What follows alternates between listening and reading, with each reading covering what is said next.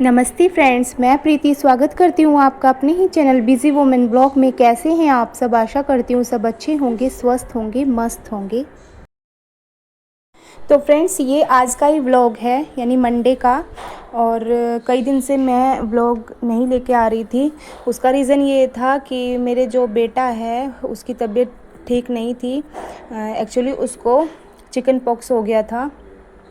अभी भी ठीक नहीं है, लेकिन ये कि पहले से बहुत रिलीफ़ है। तो बहुत सारे नियम होते हैं उसके। डॉक्टर का जो ट्रीटमेंट है वो अलग से चल रहा है, और जो घर के नियम होते हैं जो बुज़ुर्ग हमारी दादी नानी बताती हैं वो अलग से चल रहे थे। तो बड़ी प्रॉब्लम्स आई, लेकिन आज 3 दिन के बाद थोड़ा सा रिलीफ़ मिला है। और ये सुबह सुबह का समय है और मैं बना रही हूँ नाश्ता। बेटी का लंच पैक करना है। एक्चुअली उसकी भी छुट्टी करा रखी थी, बेटी की। स्कूल नहीं जा रही थी वो, क्योंकि इसमें ऐसा होता है, ये इन्फेक्शन फैलता है। तो ऐसा ना हो और दूसरे बच्चों में जाके स्कूल में किसी और को लग जाए, इस तरह का ये सोच के मैंने उसको स्कूल नहीं भेजा था। तो आज 2 दिन के बाद वो स्कूल जाएगी।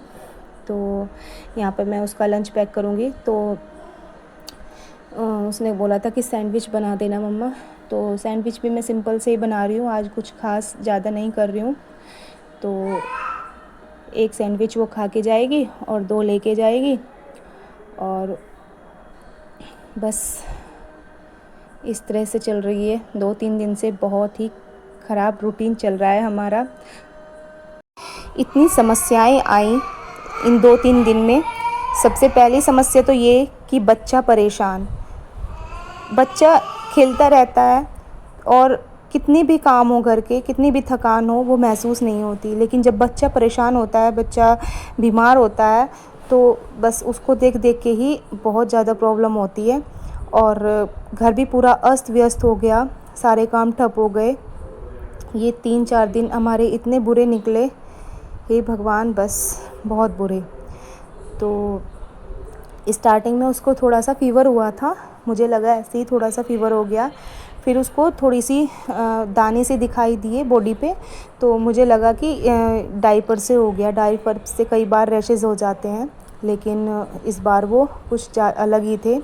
फिर बाद में पता चला, 1-2 दिन तो ऐसे ही निकल गए। फिर बाद में पता चला कि ये चिकन पॉक्स है, जिसे आम बोलचाल में छोटी माता भी कहते हैं।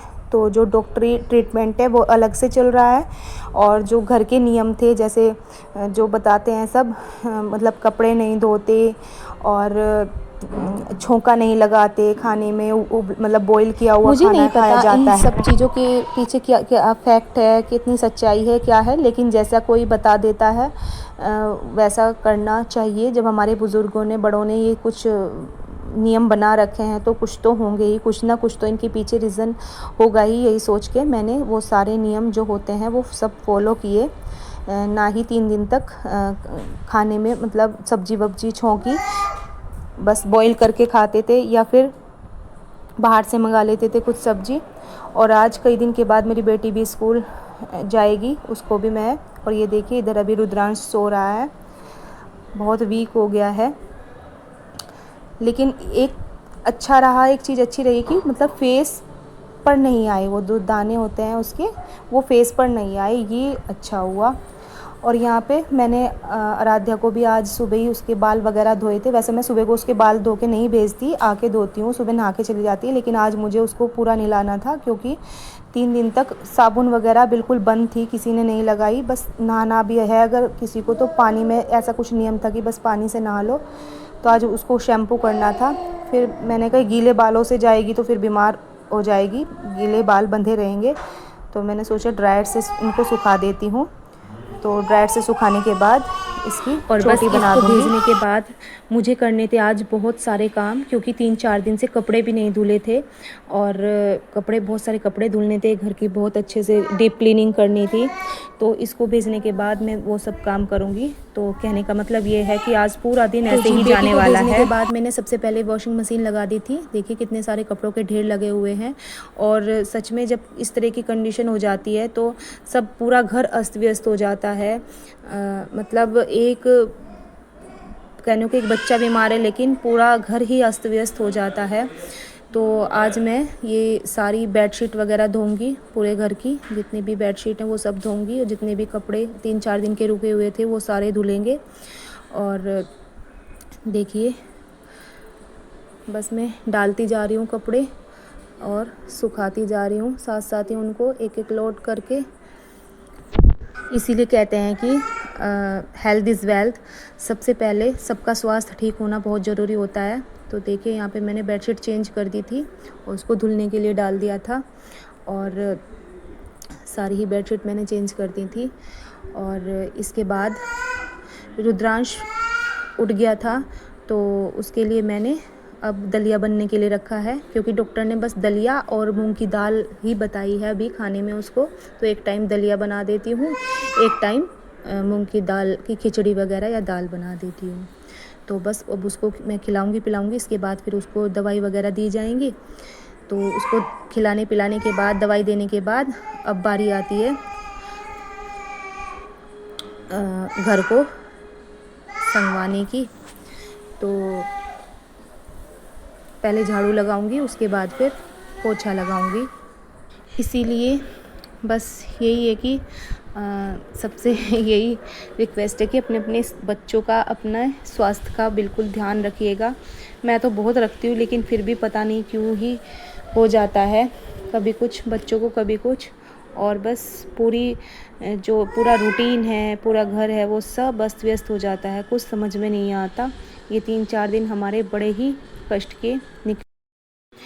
हालांकि साफ़ सफाई का तो हमेशा ही बहुत ध्यान रखना पड़ता है, लेकिन इसमें तो कुछ ज़्यादा ही इन्फेक्शन फैलने का डर रहता है। तो मैंने पूरे घर की अच्छे से डीप क्लीनिंग कर दी है, और उसके जो बर्तन हैं वो भी मैंने अलग रख रखे हैं, ताकि किसी और को इन्फेक्शन ना फैले। और जो उसके कपड़े हैं उसको भी डेटोल डाल के साफ़ कर रही हूँ मैं।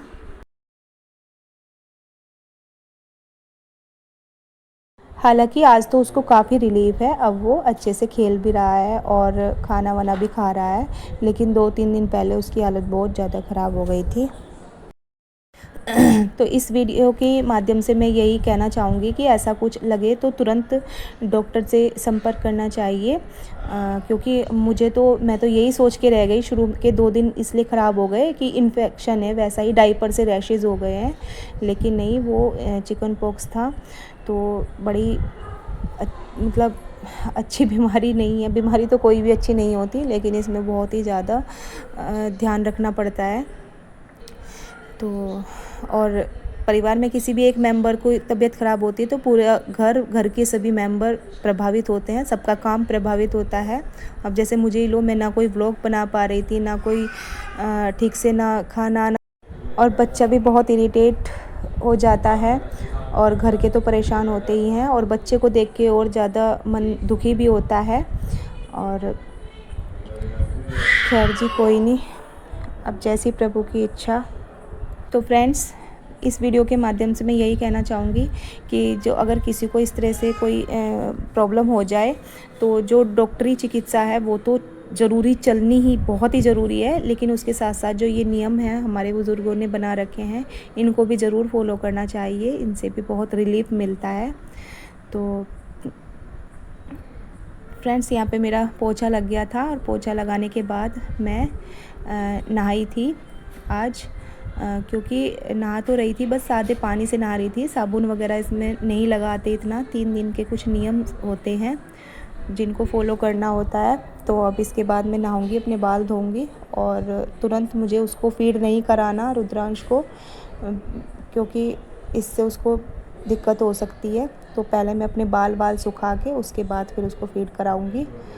और यहाँ पे मैं नहा ली थी, और नहाने के बाद अब मैं जाऊंगी थोड़ी देर के लिए ऊपर कपड़े डालने। कुछ कपड़े तो मैं पहले लेके आ गई थी, और कुछ अब लेके आऊँगी, और कुछ डाल के आऊँगी। मतलब आज 2-3 घंटे लगातार मैंने पूरा दिन कपड़े ही धोए हैं। और बस फ्रेंड्स, कुछ इस तरह से बीत रहे हैं हमारे ये 2-3 दिन, बहुत कष्टकारी थे। और देखिए कितने सारे कपड़े हैं, इनको तो मैं आके प्रेस करूँगी। और देखिए अब ऊपर सारी रस्सियाँ भरी हुई हैं, इधर की भी और दूसरी साइड की भी। तो फ्रेंड्स ये था मेरा आज का ब्लॉग, और आप अपना ध्यान रखिए, अपने बच्चों का ध्यान रखिए। मिलती हूँ एक नए ब्लॉग के साथ, तब तक के लिए बाय।